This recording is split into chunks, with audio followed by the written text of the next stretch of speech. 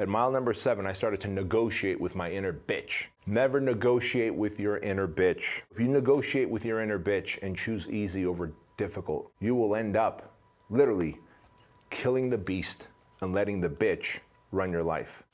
You gotta be a beast at everything.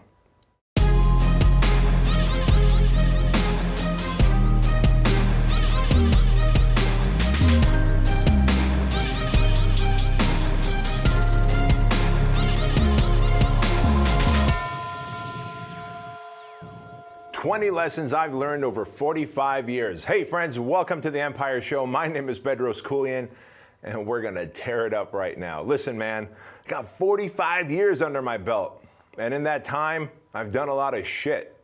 Good shit, bad shit, gotten into trouble, made a lot of money, continue to make a lot of money, help a lot of people, gotten into trouble again, continue to make more money. But I want to talk to you about something, and that is a post that I recently put up on Facebook. And that post was about the 20 life and business lessons I've learned over my 45 years. And I really thought about this because I get a lot of DMs from people watching and following me on social media. And I appreciate y'all doing that. But, when people are like, hey man, I got a question about this. How do I handle this part of my life or that part of my relationship or that part of my business? I'm like, man, let me keep track of that. So anyway, I came up with 20 things. I think you're gonna like it. In fact, I know you are because, well, this post was blowing up. So I've got the post in front of me here, and I'm going to go down the list of 20 lessons that I've discovered over my 45 years. So lesson number 1 is this, or thing number 1 is this: take your girls out on a date. What I mean by that is if you have a little girl, have a weekly or at least every other week date night with your little baby girl. Like I started taking Chloe on a date around 5 years old, man. She's 12 years old now. But at 5 years old, I started taking her out on weekly dates, and then sometimes it was every other week, and then back to weekly dates again. And guess what? It really helped out in setting her expectations for the future and who she's gonna choose as a boyfriend and as a husband. And when I say take your girls out, I mean take your wife out too. Everybody says they want a great relationship, but no one takes the time to add date night to their calendar. So if you've got a spouse, you might want to consider adding a date night, a consistent day and time, and just add it for the next 12 months. Have it be a reoccurring thing on your calendar. And if you could do that, you're going to have a very happy wife. And if you're a female entrepreneur, you might end up having a very happy husband. And here's why I'm going to share this with you. Look, as entrepreneurs, we kind of get all worked up and we get excited about our business because, look, man, we are like changing the world, right? And in that process, your business quickly becomes the other woman. And soon your spouse might start feeling a little neglected. Maybe your kids start feeling a little neglected. But if you work them into your calendar first and then build your work calendar around that, the date nights, the times with your son, your daughter, your whatever, then you're gonna rock. So that's thing number 1. Thing number 2 is raise your son to become a modern day knight. I believe there's not enough men out there who are raising their sons to become modern day knights. And when I say there's not enough men, well, guess what? There's not enough women raising their young men to become modern day knights. And I think it's up to us as parents to raise young men to become protectors, to become gentlemen, to open doors, to make eye contact and say hello, to shake hands, to protect those who can't protect themselves, to leave others better than they found them, to keep their word, to lead when called upon, to follow when needed. Like, that's what a modern day knight is. I had to learn that because I was not taught that as a young man, so I had to learn that. And I believe as a byproduct of not being taught how to be a modern day knight, I got into a lot of trouble in my teens and early 20s, like helicopter police chase and home invasion robberies, and those weren't fun. Thankfully, when I got in that police helicopter chase, they were very forgiving. Otherwise, the entire course of my life could have been different, right? So thing number 3 is to never seek approval or validation from anyone. Simple as that. Never seek approval or validation from anyone. And here's why. It just looks bad. Whether you're a guy or gal, it doesn't matter. Don't be approval seeking, validation seeking. there's no real value in that. It just makes you look weak. If you're a guy, it makes you look like a little bitch. If you're trying to get someone's attention or impress them, be you and be the best version of you. Have a kick-ass business and you will get their attention. Or be a great athlete. Guess what? The best in every category get attention. And here's what I've noticed.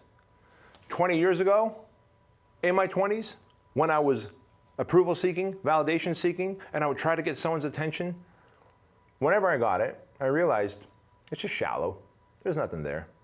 Most of the people you're trying to get attention from, who you think are the big gurus, the big thought leaders, you think they got it all figured out? They don't. I ain't got shit figured out. I'm just 45 years old, so if you're in your 20s, I got 2 decades on you. If you're in your 30s, I got a decade on you.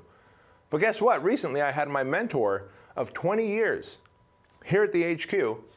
And in fact, we did an Empire Show episode, and you ought to look for that and watch that. His name is Jim Franco. It's the Jim Franco episode. The dude is 76 years old. He's got 30 some odd years on me. Like, that man has wisdom. He's got experience. You think he gives a fuck about other people's approval and validation? He doesn't. He was literally on this show saying, B, I've got big brass balls and I make decisions based on what I feel is right in my gut. I'm like, holy shit. I now have that confidence.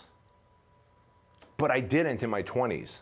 And so if you're watching or listening to this and you're in your 20s and 30s, I'm telling you right now, man, being approval seeking, validation seeking, trying to get the attention of people by way of groveling to them, that's not the way to do it.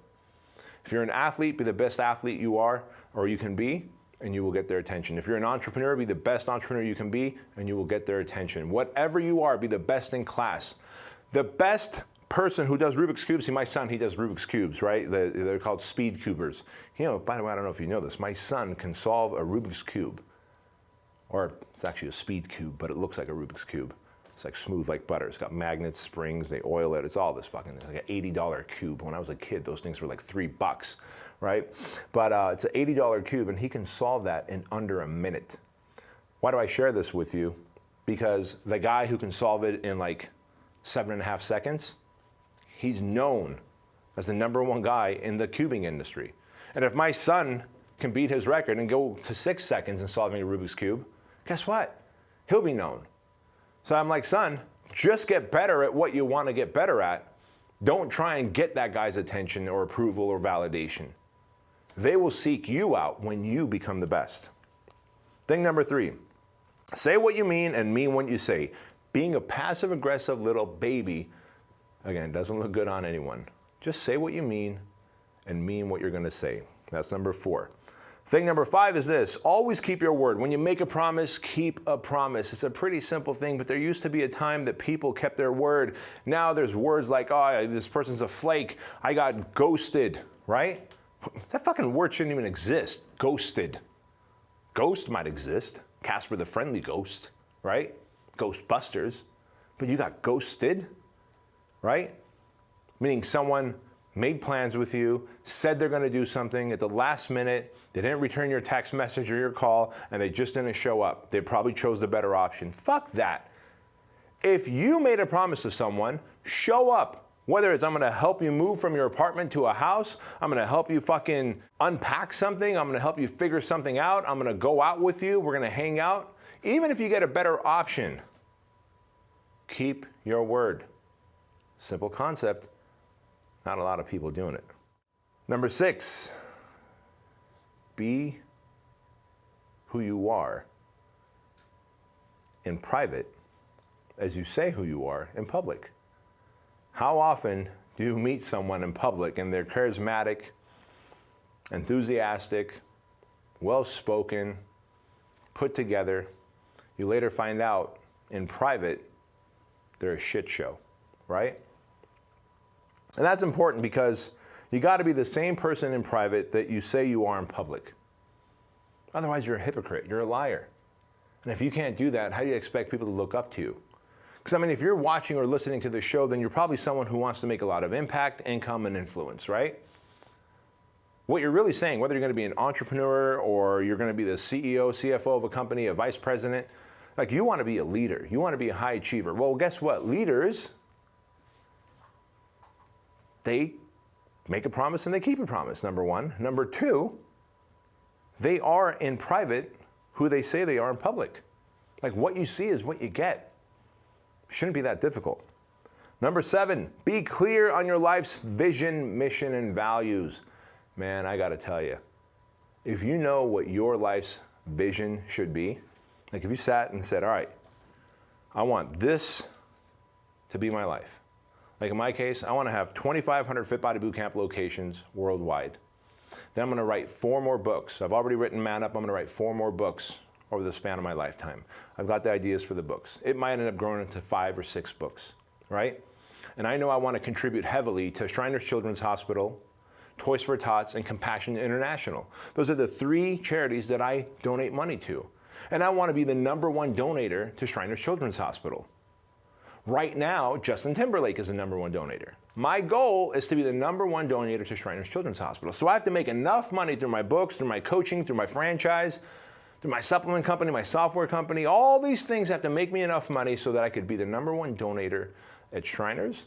I could keep buying $250,000 of toys every Christmas for Toys for Tots.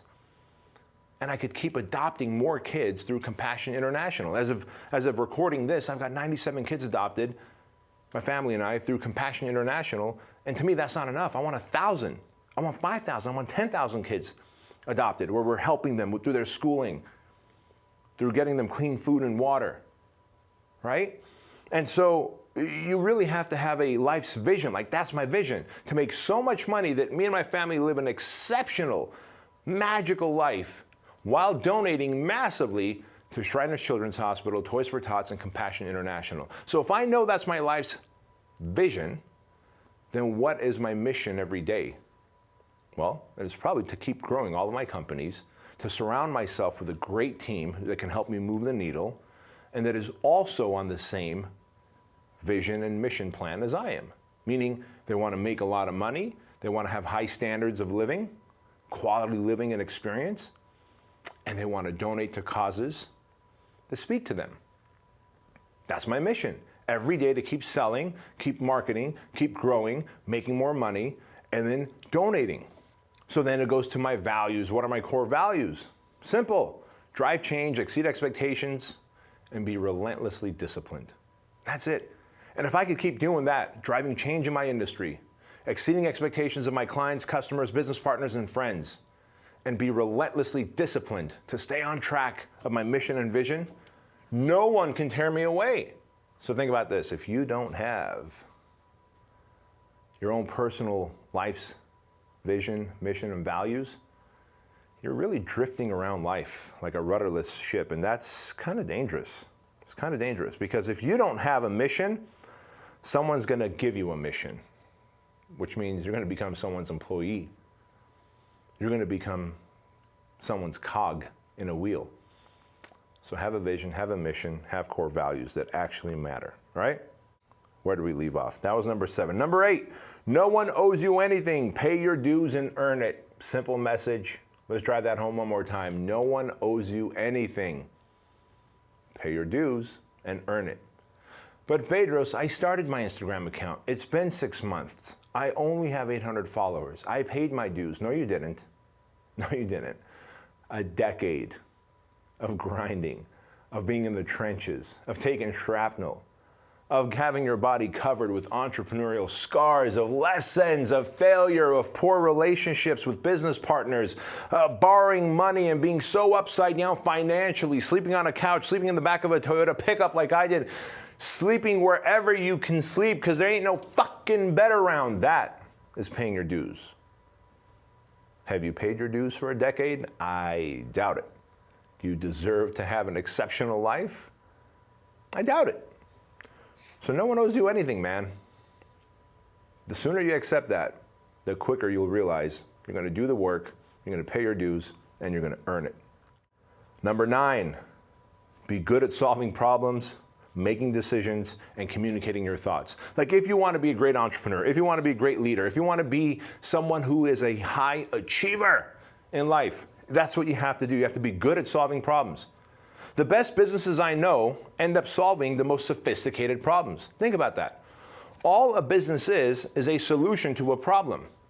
And the more complicated problem you can solve, the more money you will make. Doesn't that make sense? And if you can communicate your message, the more leads and clients and customers you'll attract. And if you can make faster decisions and better decisions, you will move faster than your competitors. And so it just makes sense, right? It makes sense to solve problems, communicate clearly, and be decisive. Number 10, come with a giving hand and with gratitude and humility. That's it. Come as a servant leader. Come with a giving hand and with gratitude and humility. Not enough of that going around these days. Number 11, be kind, be gentle, be courteous, but always have a plan to fuck a motherfucker up. And here's what I mean by that. Look, man, I'm going to be gentle. I'm going to be kind. I'm going to come as a servant leader. I want to serve and come to you with no expectations. But man, if you're a threat to me, my family, to the people that I love, I ain't dumb. I got to fuck you up. And I'll give you a great example. A few years ago, my family and I, we were flying back from Maui. The plane was about 1 hour into the flight. We're over the mighty Pacific Ocean, 35,000 feet up in the air. Me, the wife, and the 2 kids, right?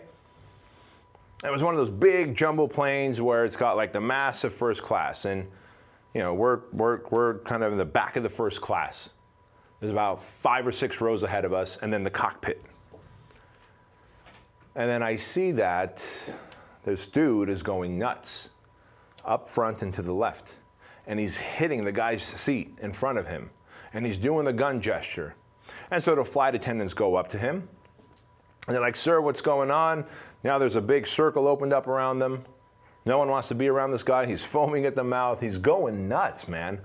The wife and I look at each other like, oh shit, what the hell? I go on so many business trips and nothing ever happens. And here I am, I got my family on a plane, and this dude's going nuts. So I see the flight attendants go to the back of the plane, and they're walking down my side of the aisle with 2 zip ties interlinked together. And as they pass me, I stop them and I say, hey, where are you guys going with that? They go, well, we're going to restrain that guy. I said, is there anything I can do to help? They said, well, we have to voluntarily ask him to put these on. And I look at the guy, and he's going berserk. He's going nuts at this point. So I look at the guy sitting behind my wife, and we kind of make eye contact, and we nod to each other like, all right, shit's going to go down. We got this, right? And I'm thinking this is post 9/11, so clearly, like, we're all going to dogpile on this guy. And so the flight attendants go kind of cut in front of this guy to keep some barrier between him and the cockpit. And I could see them with gesturing like, sir, you have to put these on. And he's just freaking out and yelling and threatening everybody's safety. And the lady, the flight attendant, looks up towards me and she's like, help! And she starts screaming, you gotta come over, help! So I get up and I'm thinking everyone else is gonna get up. It was just me and that other guy. We haul ass, and as I cut in front of him, he goes to push me. And I just duck out of the way, move his arms, and get him in a rear naked chokehold. As it turns out, I was doing one of my 6-week challenges right before that, and I was working with Aaron Weatherspoon, who at the time was a King of the Cage fighter. And so I was really learning MMA, right, for 6 weeks. And the 2 chokeholds he had taught me was the guillotine chokehold and the rear naked chokehold. As it turns out, it worked. So we put this guy in a chokehold. The other guy got the zip ties, and we zip tied him up. But you always got to be prepared to fuck a motherfucker up. But you should always show up as a gentleman. Be gentle, be courteous, be kind. But be ready to kill someone. Because you never know, man. People are fucked up. Number 12, have high standards of expectations for yourself and the circle that you run with. Listen, the circle that you run with might have someone that wants to pull your standards of expectations down. You need to have high standards of expectations, and you need to be the barometer that everyone needs to climb up to. Does that make sense? You can't come down to their level. You need to be the one that everyone needs to climb up to. Have high standards of expectations for yourself and everything. Health, fitness, mindset, and your relationship. Like, you better make sure your spouse is fucking badass, right? And then you better be a badass spouse. You better be a badass father, a badass business partner. You better be a badass fucking customer. When I walk into a store, I buy everything. Especially if the salesperson's good. Like, I will buy a lot of shit. Like, you gotta have high standards for everything. My cars are always clean. My clothes are always clean. I'm never disheveled. I'm mentally wired now to be high standards in everything. I like eating at highfalutin restaurants, private jets, first-class flights, 5-star hotels, amazing resorts all over the world. And I expect the people around me to have those type of standards. You should too. Number 13, make a shit ton of money, because in life you're going to need a lot more money than you think. Simple as that. Number 14, don't make any permanent decisions on temporary feelings, right? Listen, man, you're human. Shit's going to go wrong. As my friend and retired Navy SEAL Jason Redmond says, he's like, hey, look, in life, there's going to be 5 to 7 life ambushes that you're going to have to deal with. It could be a death of a family member, like a sudden death of a family member. It could be like, hey, I want a divorce. It could be your business has gone bankrupt and you didn't even know it. By the time you know it, it's too late to save it. You are going to deal with the life ambush, and that life ambush might make you emotional, but do not make any permanent decisions in an emotional state on temporary feelings, because if you make a permanent decision on temporary feelings, when those temporary feelings go away, what you said, what you did, you likely cannot take away. You might be able to apologize for it, but it will always leave a ghost scar. So don't make permanent decisions on temporary feelings. Number 15, stay physically fit, mentally tough, and emotionally resilient. Look, my goal is to live to 100 years of sound body and mind. For that to happen, I have to stay physically fit. So I eat healthy, surround myself with quality people, filter all my thoughts, don't watch the news because I don't believe in negative bullshit that they spew out anyway. Don't watch a lot of TV at all, actually. I don't have a TV. I do have a TV, but it's connected to Netflix, Hulu, and Amazon. That's it. My kids have never been inside. I got a 12-year-old and a 14-year-old. They've never been inside of a McDonald's because they've never seen a McDonald's commercial. We drive by one, they go, what's that? I go, that's the devil, right? But it's like 2 beautiful golden arches. I know, that's the devil. So my kids have never been inside one, and they don't care to be inside one because they haven't been brainwashed by the media.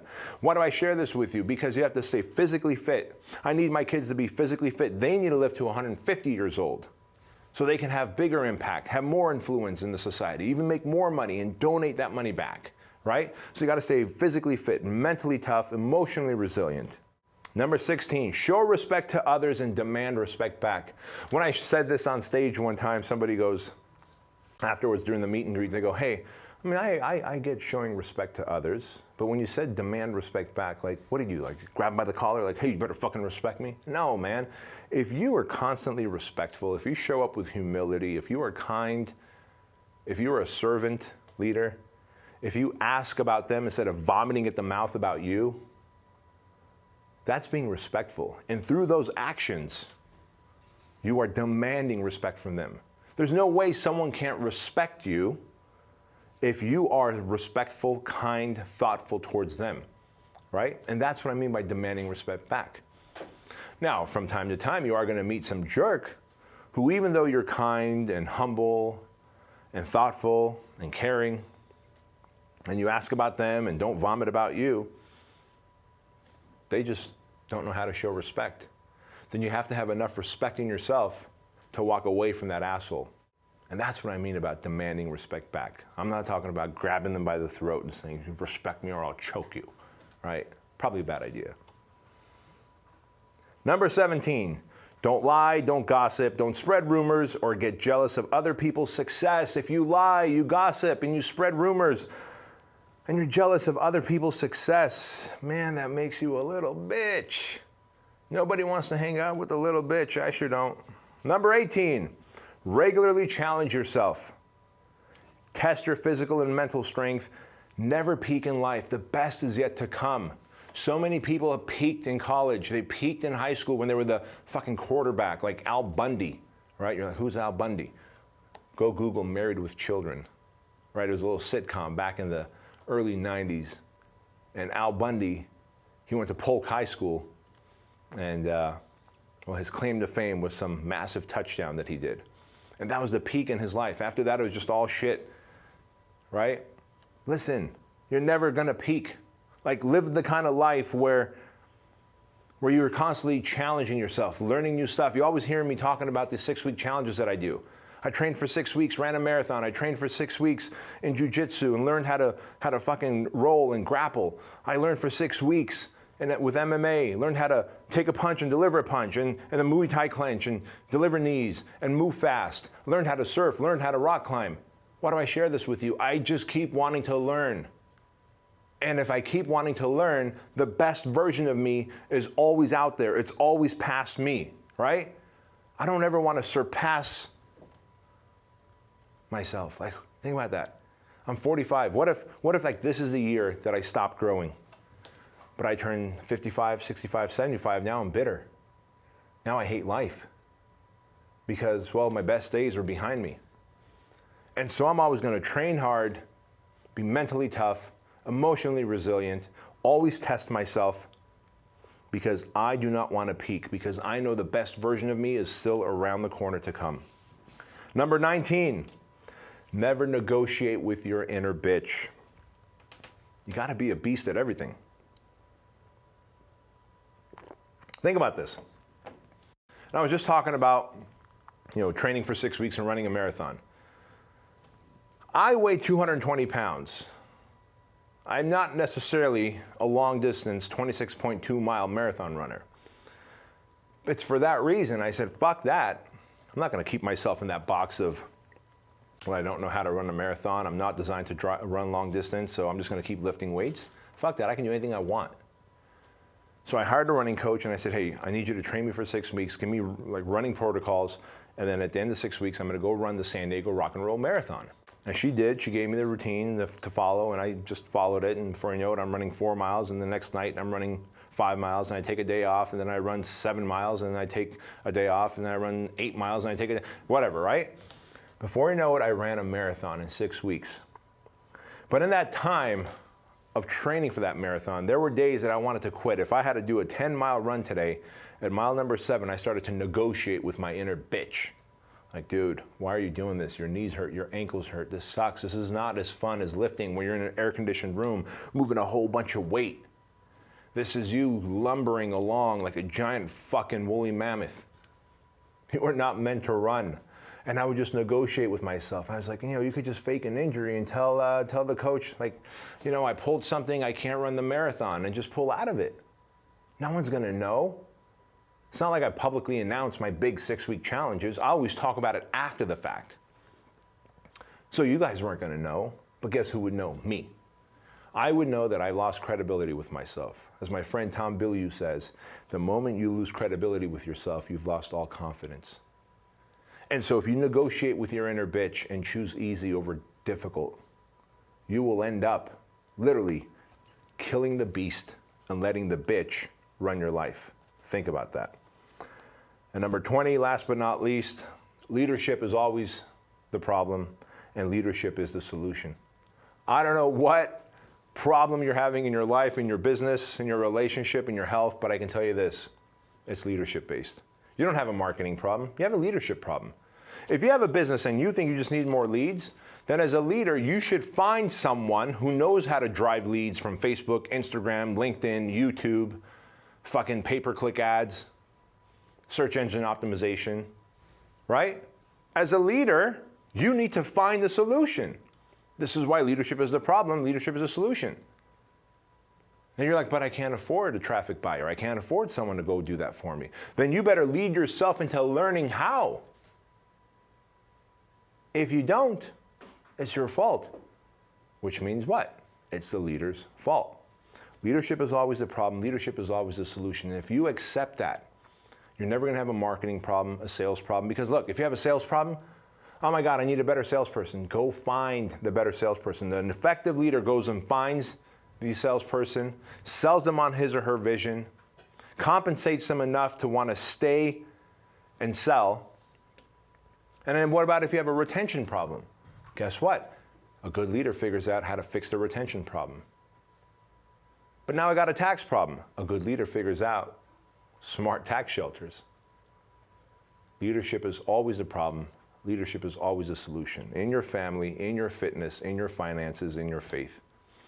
And if you can live by those 20 rules, man, I'm telling you, you're going to have a good life. And if And if you're 20 years old, 25, 30, 35 years old, 40 years old, well, man, you're learning all these things before me because I'm 45 and this is what I know. Now, I wonder when you double that 45 and I'm 90 years old, how long this list will be. I can tell you this, at 90, I'll still be around doing this. The list might be 100 points, 100 bullet points long, but it's because I'll have experienced more, I'll have gained more wisdom, and I'll have certainly suffered a lot more losses, adversities, tragedies, but I will be up and I'll be fighting. Listen, if you enjoyed this episode of The Empire Show, please do me a favor. Tag someone, share it with someone, tell them to subscribe to The Empire Show, leave us a 5-star review, leave us a comment. And I share that with you because, look, we don't do this to monetize. We've got no advertising on this show. We'll never have advertising on this show. We're not here to pitch you on this or pitch you on that. I'm here to pay it forward, just like Jim Franco, my mentor, mentored me, right? And this is how I get to mentor the masses. When he was mentoring me 20 years ago, there was no social media. Today there is. So he wasn't able to impact a lot of people, but he was able to impact this one young man 20 years ago. Today, through social media, I get to impact you. Hundreds, thousands of people. And all I ask is that you share this podcast with one person. Tag them, get them to subscribe, leave a 5-star review.